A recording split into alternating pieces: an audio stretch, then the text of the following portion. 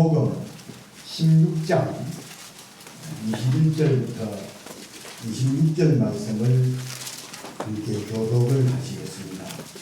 마태복음 16장 21절부터 26절 말씀까지 이 계시해 주신 말씀을 우리 함께 교독하실 때에 살아계신 주님의 음성을 같이 들으십시다. 아멘. 이때로부터 예수 그리스도께서 자기가 예루살렘에 올라가 장로들과 대제사장들과 서기관들에게 많은 고난을 받고 죽임을 당하고 제3일에 살아나야 할 것을 제자들에게 비로소 나타내시니 베드로가 예수를 들고 한명하여 주여 우리마옵소서 이 우리도 고집에 미치지 아니하리이다. 예수께서 돌이키시니 베드로에게 이르시되 사탄아 내 뒤로 물러가라. 너는 나를 넘어지게 하는 자로다. 내가 하나님의 일을 생각하지 아니하고 도리어 사람의 일을 생각하는도다 하시고 이에 예수께서 제자들에게 이르시되 누구든지 나를 따라오려거든 자기를 부인하고 자기 십자가를 지고 나를 따를 것이니라. 누구든지 제 목숨을 구원하고자 하면 잃을 것이요 누구든지 나를 위하여 제 목숨을 잃으면 찾으리라. 사람이 나의 영혼을 얻어도 제 목숨을 잃으면 무엇이 유익하리요? 사람이 무엇을 주고 제 목숨과 바꾸겠느냐. 아멘. 오늘 이 시간에는 우리 함께 교독을 한 이 본문 말씀을 중심으로 해서 죽임을 당하시려 오신 예수님. 두 번 시작. 죽임을 당하러 오신 예수님. 죽임을 당하러 오신 예수님. 이런 제목으로 오늘은 종료주일이고 내일부터 이제 고난 주간이 시작되어지는 이런 즈음에 우리가 함께 교독을 한 이 본문 말씀을 중심으로 해서 죽임을 당하려 오신 예수님 이런 제목으로 말씀 들으실 때 깨달아 큰 은혜와 믿음이 다 되시기를 주님의 이름으로 축원합니다. 아멘. 건강한 사람이라면 누구를 막론하고 본능적인 욕구가 있습니다.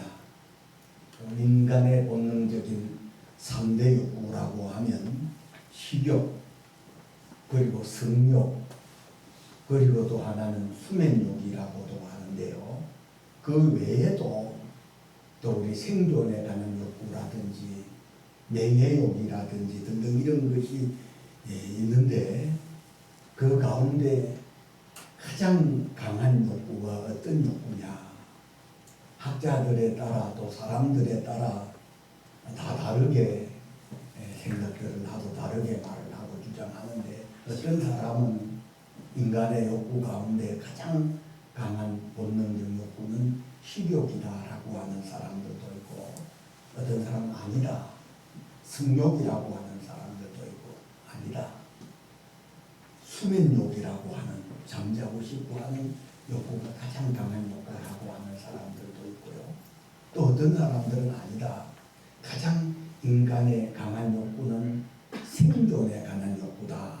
살려고 하는 욕구라는 겁니다. 아마 오늘 이 말씀을 들으시는 여러분들은 사람들마다 다 다르겠지만 어떤 여러분 인간의 본능적인 욕구 가운데 가장 강한 욕구가 사람들마다 다 다르겠지요. 아마 여기 계신 여러분들 모두도 다 다르리라고 생각되어지는데 저는 제가 공감하는 부분이 어떤 부분이냐라고 하면 생존에 관한 욕구, 살려고 하는 욕구가 가장 강한 욕구라고 저는 말을 하고 싶어요. 죽으려고 극단적 선택을 했던 사람들도 막상 숨이 멎으려고 하는 그 순간은 본능적으로 살려고 하고 극단적인 선택을 한 것을 모두가 하나같이 후회를 한다는 겁니다. 숨이 멎을 때쯤 되면 이와 같이 세상 모든 사람들이 모두가 하나같이 죽을 뱀이 들어도 죽으려고 합니까? 살려고 합니까? 살려고 하지. 어떤 나이가 들어도 여러분 살려고 합니까? 죽으려고 합니까? 살려고 합니다.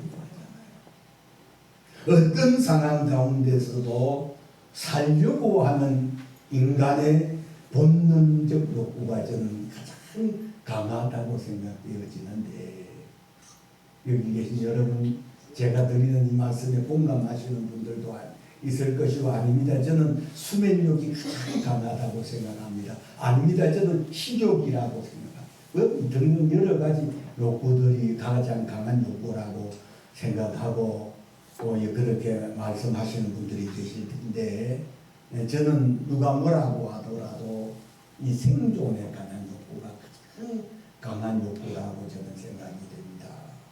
자, 그런데 말씀 육신이 되어 오신 예수님은 고난을 받고 죽임을 당하려 오신 분이십니다. 고난을 받고 죽임을 당하려 오신 예수님은 골로새서 1장 26절에 이 비밀은 만세와 만대로부터 감추었던 것인데 이제는 그의 성도들에게 나타났고 그랬어요.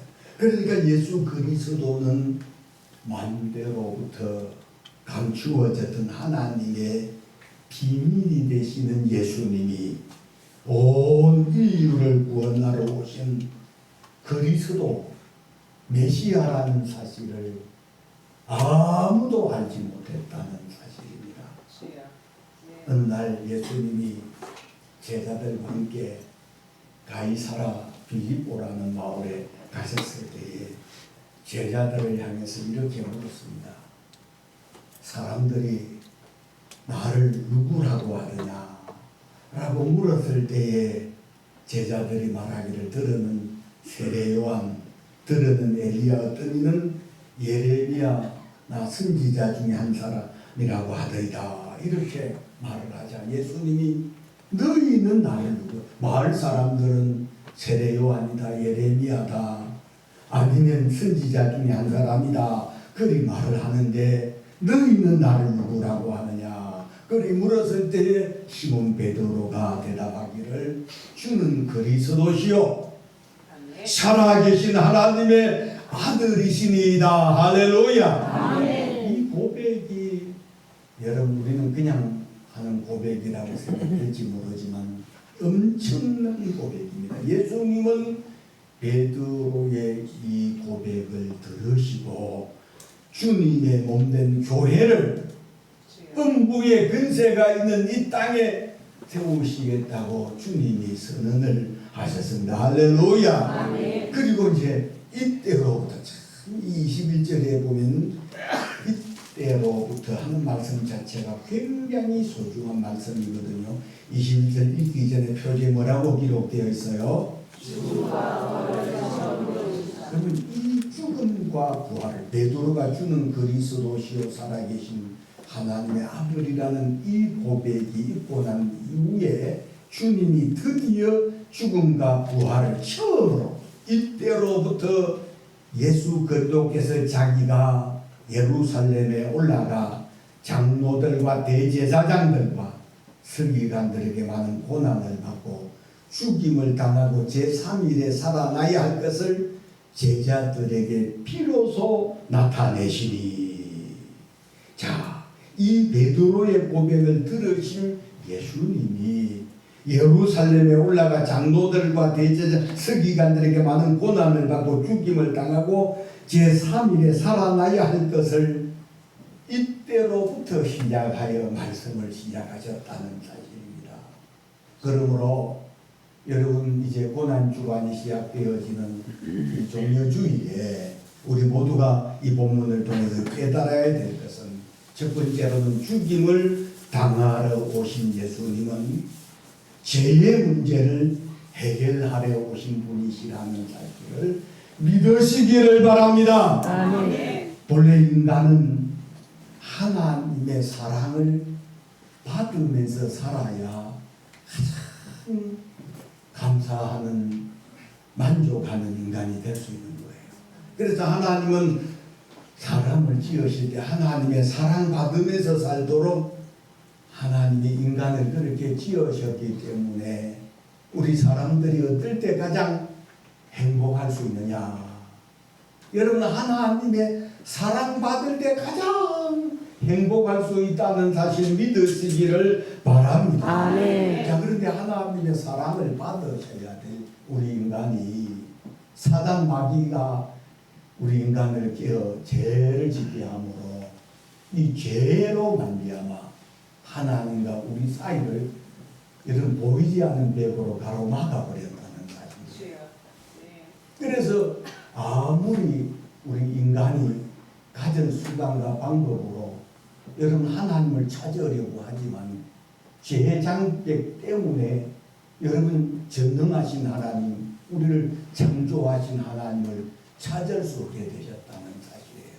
그래서 이 죄의 장벽은 보이지 않는 벽이 되어 사람들이 볼 때는 보이지 아니하지만 우리 하나님이 보실 때는 이 죄의 큰 장벽이 하나님과 우리 사이를 가로막아서 아무리 우리 인간이 하나님을 향해서 아우성을 쳐도 하나님께서 아무리 우리 인간을 향해서 말씀하셔도 죄 장벽 때문에 하나님 말씀하시는 그 말씀을 우리 인간이 들을 수 없게 되었다는 사실입니다. 그리하여 하나님은 이 죄의 장벽을, 죄의 문제를 해결하시려고 말씀이 육신이 되어 예수님은 이 땅에 오셨다는 이 사실을 믿으시기를 바랍니다. 자, 그래서 오늘 이 본문 속에 책갈피를 꽂아두시고 한 구절만 성경을 찾아 읽겠습니다. 앞으로 넘기셔서 이사야서 59장 2절을 한번 찾아 읽어보겠습니다. 이사야서 59장 2절입니다. 제가 가진 성경 1039페이지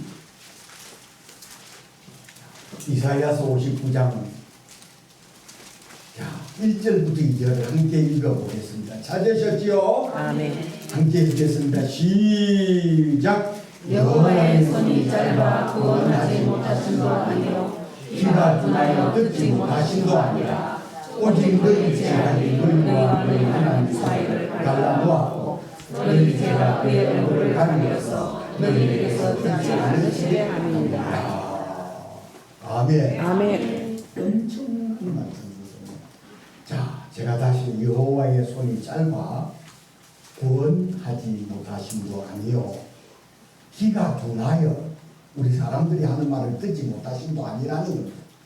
오직 너희 제한이, 우리 인간의 제한이 너희와 너희 하나님 사이를 갈라놓았고 제한이 너희 죄가 그의 얼굴을 가리워서 너희에게서 듣지 않으시게 하려 함이라. 여러분, 인간의 비극이 고개를 들고 저를 보십시오. 여러분, 이 죄 때문에 하나님의 사랑받으면서 살아야 될 우리 인간이 죄의 이 장벽 때문에 본문 속에도 말씀하셨듯이 자, 여호와의 손이 짧아 구원하지 못하심도 아니요 귀가 둔하여 듣지 못하심도 아니라는 겁니다. 너희와 너희 제한이 하나님 사이를 갈라놓았고 너희 죄가 그의 얼굴을 가리워서 너희에게서 듣지 않으시게 하려 합니다. 이리 말씀하셨기 때문에 여러분, 예수님이 말씀이 육신이 되어 이 땅에 죽어 오신 것은 죄의 문제를 해결하려 오셨다는 이 사실이 깨달아지고 믿어지는 우리 성도님들이 다 되시기를 주님의 이름으로 축원합니다. 제가 들어옴으로 하나님과 우리 사이가 갈라지고 멀어져서 하나님을 등지고 사는 인간들은 날이 갈수록 비참해지고 어디서 와서 어디로 가는 줄을 모릅니다. 육신의 정욕을 쫓아 짐승처럼 살면서 죽으면 끝이 나는 줄 압니다. 그러나 인간은 애당초 영적 존재로 지음을 받았기 때문에 짐승처럼 살면서도 영혼이 있다는 것을 아는 사람들은 죽은 자를 신으로 섬기기도 하고 우상을 섬기면서 마음의 위로를 받으려고 했지만 여러분 우상은 우상일 뿐 하나님과 죄로 멀어진 관계를 해결할 수 없었다는 사실. 오직 말씀이 육신이 되어 오신 예수님만이 하나님과 멀어진 죄의 문제를 해결하시려고 고난을 받고 죽임을 당하심으로 하나님과 우리 사이에 가로막아 있던 죄의 담을 예수님이 그의 육체로 흐르셨다는 이 사실을 믿으시기를 주님의 이름으로 축원합니다. 아멘. 두 번째로는 죽임을 당하러 오신 예수님은 부활의 믿음과 소망을 주려 오셨다는 사실입니다. 예수님이 부활의 첫 열매가 되어 살아나기 전에는 사람이 죽으면 끝이 나는 줄 알았어요. 저도 예수님을 구주로 영접하고 거듭나고 변화되기 전에는 죽으면 끝이 나는 줄 알았습니다. 그때 제 좌우명이 제가 국민학교를 다니고 지금은 초등학교라고 하는데 국민학교를 다닐 때 여러분 도덕책의 강제구 소령이라는 사람 수류탄을 던지다가 자기 부하가 수류탄 투척을 하는 훈련장에서 수류탄을 진을 보고 투척을 하려다가 자리에 떨어지게 되자 강제구 소령이 그 부하 주변에 있는 사람들을 모아주고 자기 몸으로 수류탄을 덮었어요. 그리고 그의 몸은 산산조각이 나타나되어 이제 죽게 됐는데 그런 이야기가 국민학교 도덕책에 실리면서 그 사람의 좌우명이 굵고 짧게 들어보셨죠? 저도 죽으면 끝이 나는 줄 알았기 때문에 예수님을 믿고 거듭나기 전에 제 좌우명은 강제구 소령의 좌우명이 제 좌우명인데요. 살다가 죽으면 끝이 나니까 굵고 짧게 산다는 것 자체가 얼마나 멋있었는지 모르겠어요. 그러나 제가 예수님을 믿고 거듭나고 변화되고 난 다음에는 여러분 죽으면 끝이 나는 것이 아니라 죽음 이후에 또 다른 한 세상이 있다는 사실. 오늘 오후 찬양 예배 때 거듭난 신앙하는 그런 제목으로 제가 말씀을 증언할 때 더 구체적으로 말씀드리겠습니다만은 사람은 여러분 죽으면 끝이 나는 존재가 아니라는 이 사실을 아셔야 합니다. 아멘. 그래서 극단적 선택을 하는 사람들 죽으면 끝나는 줄 알지요. 얼마나 힘들고 괴롭고 고통스러우면 자신이 자신의 목숨을 끊겠는가 싶은 생각 들지만 여러분 죽으면 끝이 나는 것이 아니라 죽음 이후에 또 다른 세상이 있다는 이 사실을 확실하게 믿으시는 우리 성도님들이 다 되시기를 주의 이름으로 축원합니다. 아멘. 죽음의 끝이 난다면 여러분 늙기 전에 즐기고 놀아야죠. 여러분 죽으면 끝이 난다면 여러분 그렇게 도덕 윤리 뭐 그렇게 대단합니까? 여러분 짐승은 죽으면 끝이 나지만 만물의 영장으로 지으신 하나님의 행상의 모양대로 지으신 우리 인간은 여러분 죽으면 끝이 나는 존재가 아니라는 거 아니겠어요? 창세기 2장 17절에 하나님이 얼굴로 사람을 지으시고 생기를 그 코에 불어넣으시니 사람이 생명이 된지라. 그래서 생기라고 하는 것은 루아라고 10월에 영적인 하나님의 영을 불어넣으니 사람이 생명이 되었다는 말은 영적 존재라는 겁니다. 영적 존재라는 것은 영원히 사는 존재. 영적 존재는 영원히 사는 존재.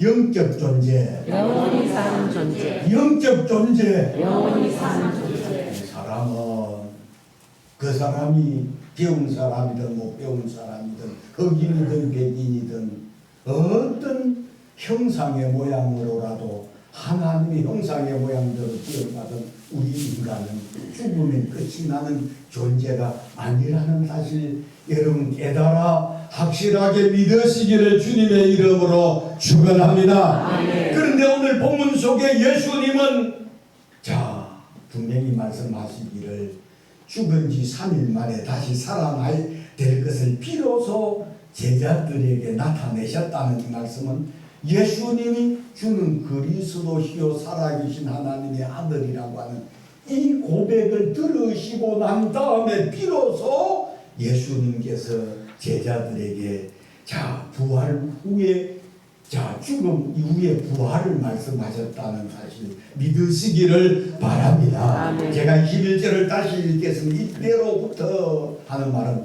베드로가 주는 그리스도시요 살아계신 하나님의 아들이란 이 고백을 하고 난 이후로 이때로부터 예수 그리스도께서 자기가 예루살렘에 올라가 장로들과 대제사장들과 서기관들에게 많은 고난을 받고 죽임을 당하고 제3일에 살아나야 할 것을 제자들에게 비로소 나타내시니 그랬어요. 자, 그러므로 여러분 부활은 죽음 다음에이기 때문에 죽는 것이 끝이 아니고 여러분 주의 호련의 천사장의 나팔 소리로 주님이 공중에 재림하면 여러분 죽은 자들이 신령한 몸을 입고 다시 부활한다는 사실 믿으시기를 주님의 이름으로 축원합니다. 아멘. 요한복음 11장에 보게 되면 예루살렘에서 가까운 베다니에 나사로와 두 누이 동생이 살고 있었어요. 그런데 자 나사로가 이 죽었습니다. 그래서 이 나사로가 죽어 장사 지낸 지 사흘 만에 예수님께서 나사로의 집에 오셨을 때 나사로의 누이 동생이었던 마르다가 예수님을 향해서 책망하듯 말하는 요한복음 11장 11절에 주께서 여기 계셨더라면 내 오라버니가 죽지 아니하였겠나이다 라고 그리 말하자 예수님께서 내 오라버니가 다시 살 것이다 그렇게 말했을 때 마르다는 마르지만 부활 때 내가 다시 살 줄을 믿나이다 그리 말합니다. 그때 예수님께서 나사로의 무덤 앞에 가신 다음 죽은 지 사흘 되어 냄새 나는 무덤의 뚜껑을 열어 제끼라고 말씀하십니다. 그러자 죽은 지 나흘이 되었음에 사흘이 되었음에 냄새가 나나이다 라고 하는 무덤을 향하여 예수님이 하신 말씀 마태복음 요한복음 11장 25절에 나는 부활이요 생명이니 나를 믿는 자는 죽어도 살겠고 무릇 살아서 나를 믿는 자는 영원히 죽지 아니하리니 이것을 내가 믿느냐라고 하시면서 나사로를 부르실 때 죽은 지 사흘 된 나사로가 수족을 동인 채 무덤 속에서 걸어 나올 수 있었던 것처럼 여러분 분명하고 확실한 것은 여러분 믿는 자는 죽어도 다시 사는 부활 생명이신 예수님을 심령 가운데 영접한 사람들은 죽어도 다시 사는 부활의 영광을 다시금 체험하게 될 줄 여러분 믿으시기를 바랍니다. 아멘.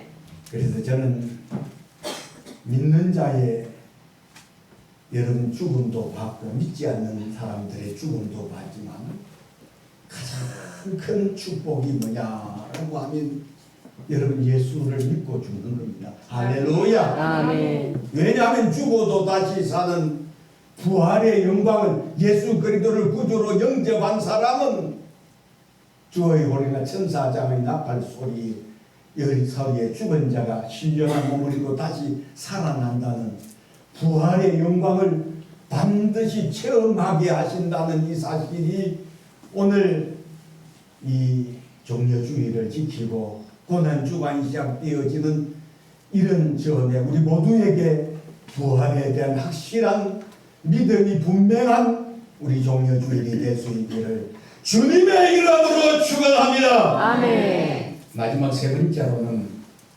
죽임을 당하시러 오신 예수님은 믿는 자들에게 영생을 선물로 주셨어요. 영생은 영원히 사는 겁니다. 여러분 천국에서 영원히 사느냐 지옥에서 영원히 사느냐 하는 것 여러분 이거 육신으로 있을 동안에 우리가 결정하는 거예요. 아멘. 여러분 예수를 믿는 사람은 예수를 구주로 믿어 구원받은 사람은 영생을 선물로 받아 천국에서 영생 복락을 누리며 영원히 살게 된다는 사실 믿으시기를 주님의 이름으로 축원합니다. 아멘. 그러나 예수를 믿지 아니하는 사람은 여러분 이 땅에서 사는 삶도 괴로우면 극단적 선택을 하는 이런 세상인데 지옥에서 예수 믿지 아니하면 영원히 산다는 사실이에요. 그래서 육신은 누구라도 잠깐 사는 거 맞지요? 아멘. 우리 육체 안에 머물고 있는 이 영혼은 영원히 사는 것이고 육신은 잠깐 사는 겁니다. 그래서 사망이라고 하는 것 자체를 성경은 뭐라고 말하느냐 하면 영혼과 육신이 분리되어지는 것을 첫 번째 사망이라고 이야기해요. 그래서 우리 영혼이 육체 안에 머무는 날들이 모세가 말한 대로 우리의 연수가 70이요 강건하면 80이라도 그 연수와 자라는 수고와 슬픔뿐이요 신속기간이 우리가 날아가나이다 라고 말씀하신 것처럼 육체는 아무리 가꾸고 발버둥을 쳐도 여러분 영원히 사는 것에 비교하면 잠깐 사는 거예요. 아마 오늘 여기 계신 분들 우리 살 날보다는 살아온 날들이 더 많고 이제 살 날이 얼마 남지 않은 사람들 뒤돌아보면 여러분 살아온 날들을 뒤돌아보면 세월이 너무 빨리 간 것 같지 않습니까?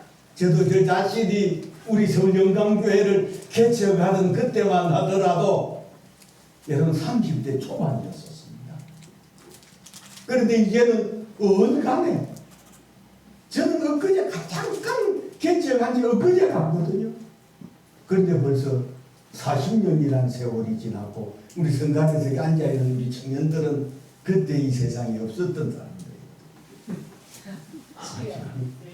그런데 이들이 이제 목사님의 설교를 듣는 우리 이제 청년들이 되고 또 장년들이 되고 노인들이 되어가지고 그때 우리 서울영광교회 청년으로 오셨던 우리 성도님들 가운데 이렇게 보면 어릴 때 저도 나이 들어가는 줄을 모르고 우리 집사님 우리 권사님들 보면 저렇게 나이 들어가는 것 같다 싶어도 참으로 안타깝더라고요. 안 늙었으면 싶은데 나만 있는 것이 아니고 함께 머리도 내보다 더 많이 센 것 같기도 하고 참 그런 모습을 봤을 때 육신은 잠깐 사는 겁니다. 우리 성가대석에 앉아있는 우리 청년들 여러분 잠깐아마 얘네들이 커서 이제 세월 참 빨리 간다 싶어지더니 이 땅에 목사님은 없을 겁니다. 아마 여기 계신 여러분 인간 여러분 육신이라는 것은 잠깐 사는 것이고 영혼은 영원히 사는 것인데 분명하고 확실한 것은 예수님을 믿어 영생을 선물로 받은 사람은 육신의 장막집이 무너지고 육신의 장막을 벗어버리는 날 우리 영혼은 괴로움이 없고 슬픔이 없고 고통이 없는 우리 아버지 집에서 영생 복락을 누리게 될 줄로 믿습니다. 아멘. 그래서 하나님께서 가만히 한 200년 300년 살아고 달라고 했었으면 굉장히 지겨울 것 같아요. 적당하게 살면 70이고 강건하면 80이라고 하셨는데 요즘에 우리 대한민국에 의료기술도 발달되고 그래도 우리 선진국에 들어 진입이 된다라고 할 정도가 되니까 평균 수명이 86, 87살이 됐다라고 할 정도니까 여러분 우리 성도님들은 평균 수명만큼은 사시다가 주님이 드디어 그때만큼은 사시다가 가시면 좋겠어요. 아멘. 목사님 아닙니다. 저는요 60살 되면 천국 갈 겁니다. 그렇게 하시는 분들은 여러분 말이 시가 되기 때문에 그렇게 말하면 60살 되면 바로 주님이 불러가실 겁니다.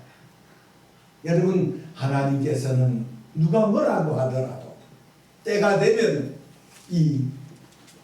여러분 이 하나님의 때가 되면 주님이 우리를 부르시는데 그때는 누구도 알지 못하는데 주님이 우리를 부르실 때 우리 영혼이 하나님의 부름을 받고 천사들이 이끌려서 육체 안에 머물던 70년, 80년, 90년 머물던 우리 영혼이 하나님의 부름을 받고 천사들에게 받들려 빛 가운데로 가서 나그네로 여러분 인도받고 그 육신은 매장을 하든 하장을 하든 끌고 돌아가는 겁니다. 그러나 믿지 아니하는 자들의 그 영혼은 여러분 빛 가운데로 가는 것이 아니라 어두운 가운데 사단 마귀들에게 붙들려 여러분 고통스럽고 영원한 불꽃 가운데서 음부로 데려가는 것을 여러분 성경 속에서 우리가 깨달아 알게 될 때에 예수 믿는 것보다 더 큰 축복이 없고 은혜가 없다는 사실 여러분 아셔야 될 줄로 믿습니다. 아멘. 그래서 베드로가 예수님 이런 말합니다. 마태복음 19장에 보면 예수님 우리가 주를 위해서 전토를 벌이고 부모 형제를 벌이고 예수님 따랐는데요.